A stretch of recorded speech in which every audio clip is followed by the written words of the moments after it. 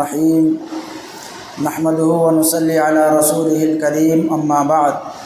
فاعوذ باللہ من الشیطان الرجیم بسم اللہ الرحمن الرحیم یا ایہا الذین آمنوا قوا انفسکم واہلیکم نارا وقال تعالی فی موضع آخر لا قل هل يستوي الذين يعلمون والذين لا يعلمون صدق اللہ العظیم۔ محترم بزرگوں اور دوستوں، چیدہ اور چنیدہ مجمع ہے علماء کرام کا، اس میں تاثرات لینا اور اسی کے ساتھ ساتھ کچھ آگے کیا کرنا ہے اس کے بارے میں اپنا اظہار خیال کرنا، یہ تو ہمارے بڑوں کو کرنا چاہیے۔ ہم تو ابھی ناتجربے کار بھی ہیں اور ایک دم جتنے لوگ ہیں اس میں سب سے چھوٹے بھی ہیں، لیکن مولانا عبدالواحد صاحب نے صبح ہی میں 9:30 بجے کے قریب بتایا تو میں نے تھوڑا سا جو ہے اس کے بارے میں کچھ دیکھا ہے، اور 2 صفحے کا ایک چھوٹا سا مضمون بھی میرے جیب کے اندر ہے، جہاں ضرورت پڑے گی ابھی اس سے جو ہے مدد لی جائے گی۔ بہت لمبی چوڑی اس کے اندر گفتگو نہیں ہوگی، بہت میں 10-12 منٹ کے اندر اپنی بات سمیٹوں گا۔ علم اور تعلیم جو ہے یہ انسانوں کا بنیادی حق ہے، اسلام کے حساب سے بھی اور بھارت کا جو سمویدھان ہے اور قانون ہے اس کے حساب سے بھی ہر آدمی کو شکشت ہونا، تعلیم حاصل کرنا، یہ جو ہے انسان کا بنیادی حق ہے۔ اور یہ تعلیم جو ہے کسی بھی قوم کی ترقی کے لیے اور اس کو آگے بڑھانے کے لیے تعلیم کا بہت اہم کردار ہے۔ مولانا منظور نعمانی رحمۃ اللہ علیہ نے بہت اچھی بات کہی ہے، انہوں نے کہا کہ ہر آدمی نہ تو عالم اور حافظ بن سکتا ہے اور نہ تو ہر آدمی کے لیے عالم اور حافظ بننا ضروری ہے، نہ تو ہر آدمی بن سکتا ہے اور نہ تو ہر آدمی کے لیے بننا ضروری ہے، لیکن ہر ایک مسلمان کے لیے ہر وقت سچا پکا مومن اور ایمان والے بنے رہنا یہ بہت ضروری چیز ہے۔ چنانچہ اسی ضرورت کی تکمیل کے لیے ہمارے مدارس اور مکاتب جو قائم ہیں، اسی کے تکمیل کے لیے اور اسی کو پورا کرنے کے لیے ایک سچا اور پکا مومن اور مسلم بنانے کے لیے قائم ہیں۔ چنانچہ علامہ سید سلیمان ندوی رحمۃ اللہ علیہ کا ایک مضمون ابھی جلدی ہی نقیب ایک پرچہ نکلتا ہے عمارت شریعہ جو بہار، اڑیسہ، جھارکھنڈ ہے، اس کا دفتر پٹنہ کے اندر پھلواری شریف کے اندر، اس میں لکھا تھا مولانا نے جو ہے اجتماعیت کے بارے میں ان کا مضمون ہے، اسی میں ایک بات یہ بھی ہے، بہت پوائنٹ کی بات ہے۔ مولانا نے لکھا کہ مولانا شیخ الہند مولانا محمود حسن دیوبندی رحمۃ اللہ علیہ کو جب مالٹا کی جیل میں رکھا گیا، جب وہاں سے 4 سال کی سزا کاٹ کر یہ دیوبند تشریف لائے، چنانچہ انہوں نے کہا کہ میں 4 سال جیل میں رہا ہوں، وہاں سے میں نے 2 سبق حاصل کیے ہیں۔ 4 سال جیل میں رہنے سے ہم نے 2 سبق حاصل کیا ہے، اور 2 چیزیں مجھے محسوس ہوئی ہیں۔ پہلی چیز یہ ہے کہ ہمارے معاشرے کے اندر، ہمارے امت کے اندر، ملت کے اندر اتحاد و اتفاق کی کمی ہے، اور دوسری چیز یہ ہے کہ قرآن سے ان کا تعلق بہت کمزور ہے۔ تو انہوں نے جو جو بات لکھی ہے وہ میں بتانا چاہتا ہوں، قرآن سے ان کا تعلق کمزور ہے مسلمانوں کا، اس کو مضبوط کرنے کے لیے میں 2 کام کروں گا۔ مولانا محمود حسن دیوبندی فرماتے ہیں کہ قرآن سے تعلق کیسے مضبوط ہو، اس کے لیے میں 2 کام کروں گا۔ پہلا کام یہ کروں گا کہ اس کے الفاظ کو، اس کے حروف کو یاد کرانے کے لیے مکاتب کو قائم کروں گا۔ اس کے الفاظ یعنی قرآن پاک کے الفاظ اور حروف یعنی لفظی طور پر محفوظ کرنے کے لیے مکاتب کو قائم کروں گا، اور اس کے معانی کو اور اس کے مطالب اور مفاہیم کو سمجھنے کے لیے میں اداروں کو قائم کروں گا، اداروں کا قیام عمل میں لایا جائے گا۔ اور عوام کو قرآن سے کیسے جوڑا جائے گا اس کے بارے میں بھی مولانا نے لکھا کہ عوام کو جوڑنے کے لیے درس قرآن کا سلسلہ شروع کروں گا۔ مولانا محمود حسن دیوبندی رحمۃ اللہ علیہ کا جو ہے تو کہ قرآن سے حروف کیسے مضبوط ہوں اور حروف کی حفاظت کیسے ہو اس کے لیے مکاتب ہوں گے، اور الفاظ و معانی کو محفوظ کرنے کے لیے مدارس ہوں گے، اور عوام میں قرآن پاک کو کیسے محفوظ کیا جائے، ان کے تعلق کو کیسے مضبوط کیا جائے، اس کے لیے درس قرآن کا سلسلہ شروع کیا جائے گا۔ تو یہ مولانا نے یہ بات نقیب جو پرچہ نکلتا ہے اس کے اندر علامہ سید سلیمان ندوی رحمۃ اللہ علیہ کا یہ مضمون ابھی جلدی 2-3 مہینہ پہلے چھپا تھا۔ چنانچہ میرے محترم بزرگوں اور دوستوں، دینی تعلیم یہ بہت بنیادی چیز ہے۔ ہمارے بھارت کے اندر اور ملک کے اندر جو طریقہ تعلیم رائج ہے، 3 طریقہ جو ہے بھارت کے اندر تعلیم کے سلسلے میں رائج ہے۔ پہلی تعلیم تو سرکاری تعلیم ہے، دوسری تعلیم غیر سرکاری پرائیویٹ تعلیم ہے، اور تیسری تعلیم یہ مکاتب اور مدارس کی تعلیم ہے۔ اب اس کے اندر بھی کیٹیگری بنائی ہے۔ جو مدارس سرکاری ہیں ان کے اندر طریقہ تعلیم کیا ہے، کیسے بچوں کو پڑھایا جاتا ہے اور بچوں کو کیسے اکٹھا کیا جاتا ہے، تو ان کا ایک الگ نظام اور سسٹم ہے۔ اور جو سرکاری اسکول ہیں وہ سیکولر ہوتے ہیں، اس کے اندر کسی مذہب کی جو ہے چیز نہیں پڑھائی جاتی ہے۔ جو چیز وہاں پڑھائی جائے گی زبان اور نالج کے عنوان سے پڑھائی جائے گی۔ جیسے اردو پڑھائی جاتی ہے ہندی اسکولوں کے اندر سرکاری، تو مذہب کے حساب سے نہیں بلکہ ایک زبان ہے بھارت کی، اور دوسری خاص طور سے اتر پردیش اور دہلی کی یہ اردو دوسری قومی بھاشا ہے، اس لیے جو ہے وہ تعلیم دی جاتی ہے، اردو کی تعلیم دی جاتی ہے۔ لیکن المیہ یہ ہے کہ جو ویکنسیاں اور جو تقرریاں اردو کے نام پہ ہوتی ہیں جو ہندی اسکولوں کے اندر، اس کے اندر بھی المیہ یہ ہے کہ ہمارے ماسٹر حضرات جو ہیں اردو کے نام پہ جن کی تقرری ہوئی ہے، لیکن اردو پڑھاتے بھی نہیں بہت سے لوگ، اردو زبان کو بھی ہندی اسکول جو سرکاری ہے وہاں نہیں پڑھاتے ہیں۔ تو یہ سرکاری نظام اور سرکاری اسکولوں کا سسٹم ہے۔ ان کے ہاں بچوں کو جو لایا جاتا ہے وہ جو ہے جب سال شروع ہوتا ہے جون سے یا کبھی جولائی سے اکثر شروع ہوتا ہے، تو اس کے اندر بیداری مہم لائی جاتی ہے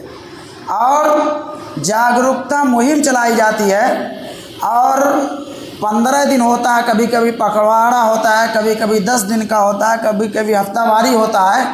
پورے ہفتے جو ٹیچرز لوگ ہیں ان کی ڈیوٹی لگتی ہے کہ آپ محلوں کے اندر جائیے، گھروں کے اندر جائیے اور بچوں کو اسکولوں کے اندر لائیے اور ان کی تعداد کو کسی طرح بڑھائیے۔ دوسری چیز یہ ہوتی ہے ان کے تعلیم کی کہ سرکار جو ہے ان کو کچھ پیسے دے کے پورے سال میں 1200 روپیہ وظیفہ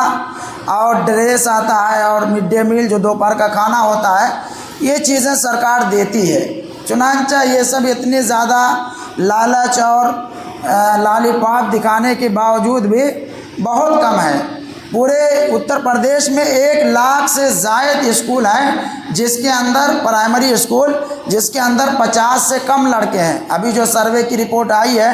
جو 50 سے زیادہ جہاں نہیں لڑکے ہیں اس کو بند کر کے دوسرے اسکولوں میں داخل کرنے کا جو آرڈر آیا ہے اس کے اندر یہی ہے۔ تو ان کے ہاں بیداری اس طرح سے لائی جاتی ہے، ایک تو اساتذہ جو شکشک ہوتے ہیں گھر گھر جاتے ہیں، اور دوسرے یہ ہے کہ جو سرکار کی اسکیمیں ہیں جو سرکار دیتی ہے اس کو جو ہے وہ لوگ دکھاتے ہیں، اس کا یعنی لالچ دیتے ہیں۔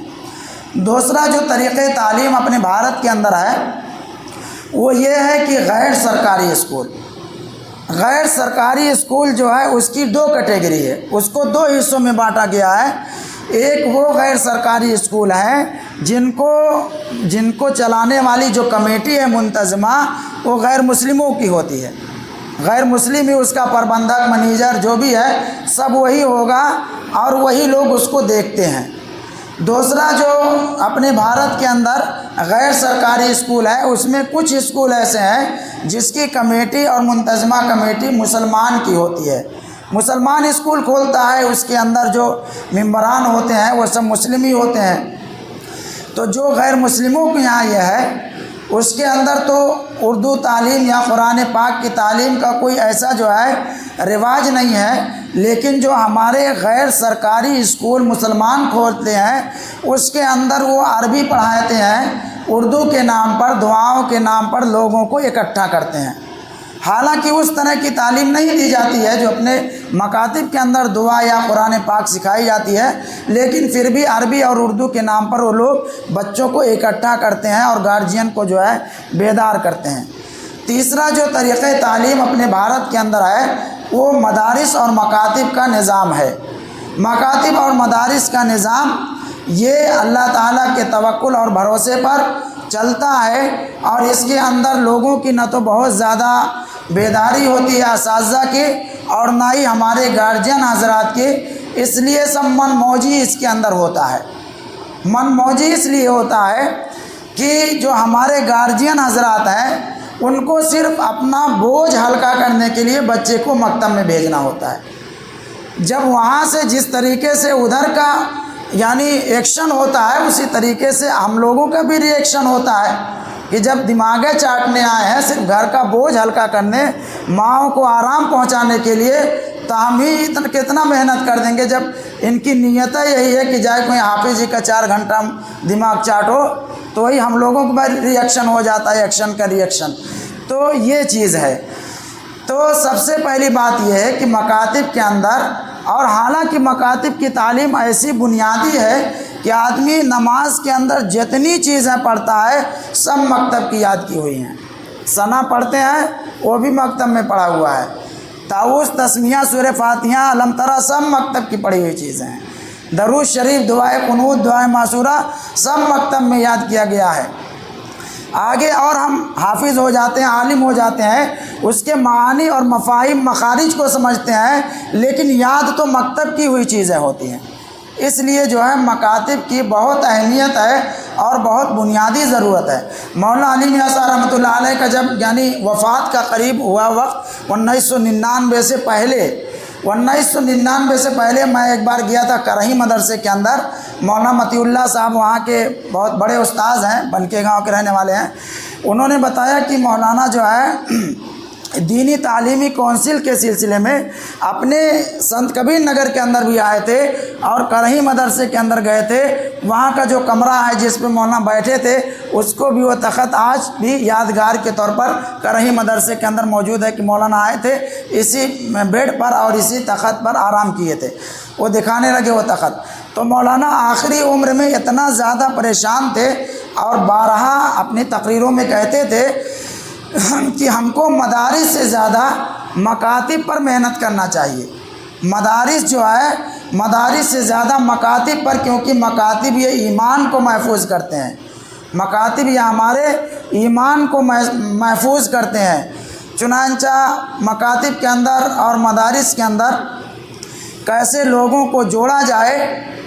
اس کے بارے میں 2-3 باتیں میں بتا رہا ہوں، اور جن حضرات کے یعنی ذہن میں جو باتیں آئیں، ابھی ہمارے بعد حضرت مولانا قاری وسیم صاحب قاسمی ندوی دامت برکاتہم اسی پہ کچھ حاشیہ لگائیں گے۔ چنانچہ مکاتب کے اندر اور مدارس کے اندر بچوں کو لایا کس طرح جائے، اس کے لیے 2-3 بنیادی جو ہے جو ذہن میں آئی باتیں، اس کے بارے میں تو کوئی نہ تو کسی کتاب میں ہے، نہ تو بہت زیادہ مواد انٹرنیٹ پہ بھی نہیں ہے، کہاں سے اس کو اخذ کیا جائے۔ اور مولانا نے کہا عبدالواحد صاحب نے کہ کیسے لایا جائے، کیسے روکا جائے، اس بارے میں بتانا ہے۔ تو لایا کیسے جائے اس کے لیے 2-3 جو ہے باتیں ذہن میں آتی ہیں۔ پہلی بات یہ ہے کہ مکتب کے اندر جو بچے آتے ہیں وہ خاص طور سے بچوں سے زیادہ واسطہ ان کے والدین سے ہوتا ہے۔ بچوں کا بہت زیادہ عمل دخل نہیں ہوتا مکتب کے اندر، والدین کا زیادہ عمل دخل ہوتا ہے مکتب کے اندر بھیجنے میں۔ چنانچہ سب سے پہلی بات یہ ہے کہ مکاتب کے اندر جو ہے لانے کے لیے جو گارجین حضرات ہیں ان سے فرداً ملاقات کی جائے۔ جاگرکتا ابھیان جیسے چلتا ادھر ہم لوگوں کو بھی تعلیمی بیداری کے نام سے لوگوں سے ملاقات کرنا چاہیے، فرداً گھر گھر جا کے۔ دوسری چیز یہ ہے کہ ہم کو ان کا ذہن بنانا چاہیے، بچوں کا نہیں، گارجین کا ذہن بنانا چاہیے۔ مکتب والوں کے لیے میں بتا رہا ہوں، گارجین کا ذہن بنانا چاہیے۔ ذہن بنانے کے لیے جماعت اسلامی کے جو تعلیمی شعبے کو دیکھتے ہیں سید تنویر احمد، انہوں نے 2-3 باتیں بہت پوائنٹڈ بتائی ہیں۔ انہوں نے کہا کہ بچوں کا ذہن کیسے بنایا جائے، اس کے لیے پہلی چیز یہ ہے کہ تقاریر کے ذریعہ سے بیانات، جمعہ کا بیان ہے، عیدین کا بیان ہے، اسی کے ساتھ ساتھ اور بھی تعلیمی بیداری پروگرام کے عنوان سے ان کی ذہن سازی کی جائے۔ اور ذہن سازی کب کی جائے اس کے بارے میں انہوں نے بہت اچھی بات لکھی کہ ہم لوگ عید بعد ذہن سازی کرتے ہیں، یہ غلط طریقہ ہے۔ ذہن سازی جو بچوں کے والدین کی جائے گی وہ رجب اور شعبان کے مہینوں کے اندر کی جائے۔ رجب اور شعبان کے مہینوں کے اندر بچوں کی ان کے گارجین کی ذہن سازی کی جائے کہ بھائی مکتب کے اندر بھیجیے، اپنے بچے کا ایمان اور عقیدہ محفوظ کریے، آج ایسے حالات ہیں وغیرہ وغیرہ۔ دوسری چیز یہ ہے کہ ہم ان کے بچوں کو ویڈیو کلپ یا گارجین کو چھوٹی چھوٹی ویڈیو کلپ بنوائیں، تعلیم کے بارے میں چھوٹی سی جو ہے 2-3 منٹ کی 4 منٹ کی تقریر لوڈ کر کے بھیج دیں، اور خاص طور سے گروپوں میں یا گارجین وغیرہ جن کا نمبر مل جائے اس کی جو کلپ ہے چھوٹی سی اس کو آپ بھیج کر ان کو بیدار کر سکتے ہیں۔ تیسری چیز یہ ہے کہ ان کو بیدار کرنے کے لیے یہ ہے کہ ان کو کہیں اکٹھا کر کے کوئی پروگرام رکھ لیا جائے دینی تعلیم کے سلسلے میں، دینی تعلیمی بیداری کے عنوان سے وغیرہ وغیرہ۔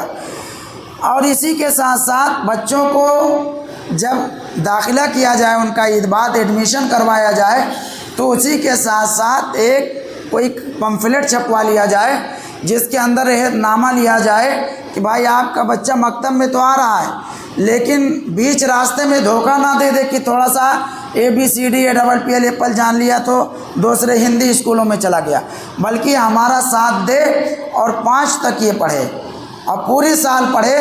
ایسا نہ ہو کہ 2 مہینہ یہاں پڑھا، 4 مہینہ وہاں پڑھا، پورے سال یہیں پہ رہے، اور خاص طور سے 5 تک کی تعلیم جو ہے ہمارے ہی مدرسے میں، ہمارے ہی مکتب کے اندر حاصل کرے۔ اس طرح سے ان سے عہد نامہ بھی لیا جا سکتا ہے، اور بچوں کا نام اسی وقت لکھا جائے جب گارجین میں سے کوئی موجود ہو۔ اسی کے ساتھ ساتھ اور بچوں کو جو ہے ان کے والدین کو،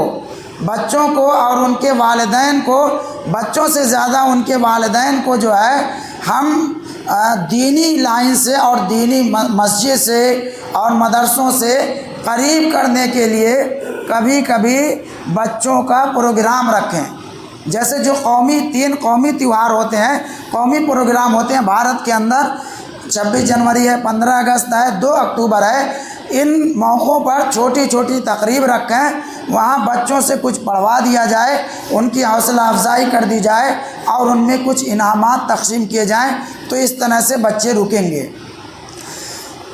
چوتھی چیز یہ ہے کہ اپنے جو انہوں نے لکھا ہے مکاتب کے اندر رٹایا زیادہ جاتا ہے، سمجھایا کم جاتا ہے، تو اپنے مزاج کو تھوڑا سا بدلیں کہ بچوں کو رٹانے سے زیادہ سمجھانے کی کوشش کی جائے۔ اتنا زیادہ سب کتاب مون کے یاد کر کے لاؤ تو اب پریشان ہو جاتا ہے بچہ، اس لیے اس کو سمجھانے کی کوشش کی جائے، اور اس کے لیے بہترین طریقہ شام پٹ بلیک بورڈ کا تختہ سیاہ کا استعمال ہے، وہاں محنت بھی کم لگتی ہے اور اسی کے ساتھ ساتھ سمجھنے میں آسانی بھی ہوتی ہے۔ اور آخری چیز جو انہوں نے لکھی ہے کہ بچوں کو جو ہے کس طرح کے جو ہے اپنے قریب کیا جائے اور مکاتب کے اندر لایا جائے، وہ چوتھی چیز یہ ہے کہ ہم بچوں کی حوصلہ افزائی انعامات کے ذریعہ سے بھی کیا کریں۔ انعامات سے ششماہی امتحان ہو گیا، سالانہ امتحان ہو گیا، اس میں کچھ ہلکا پھلکا ہی انعام دے دیا جائے۔ اور آخری بات جو میرے بھی ذہن میں آتی ہے ان سب باتوں کے خلاصے کے طور پر، کہ ان بچوں کو جو ہے یعنی گھر کا کام بہت زیادہ دیا جائے۔ گھر کا کام یعنی 1 صفحہ 2 صفحہ گھر کا کام دینے کے لیے میں نے جو طریقہ اختیار کیا کہ ہر بچے کو لکھ کے دینا ہندی انگریزی، یہ سب بہت مشکل کام ہے، اس لیے یا تو تاریخ ڈال دیجئے 2-3 صفحے پہ کہ 2-3 صفحہ گھر سے لکھ کے لائے، یا جو ہے ان سے کہہ دیا جائے، نشان لگا دے کہ یہاں تک گھر سے لکھ کے لانا ہے۔ جب گھر پہ جائیں گے کچھ لکھیں گے جو ہے تب گھر والے بھی جانیں گے کہ ہاں پڑھے گا. ہندی والے اسکول لیٹ کے سوت کے بیٹھ کے ہر وقت کچھ نہ کچھ قلم چلاتے رہتے ہیں, اتنا زیادہ کام دے دیا جاتا ہے. تو یہ سب باتیں ہیں, انشاءاللہ اس پہ اور باتیں آئیں گی.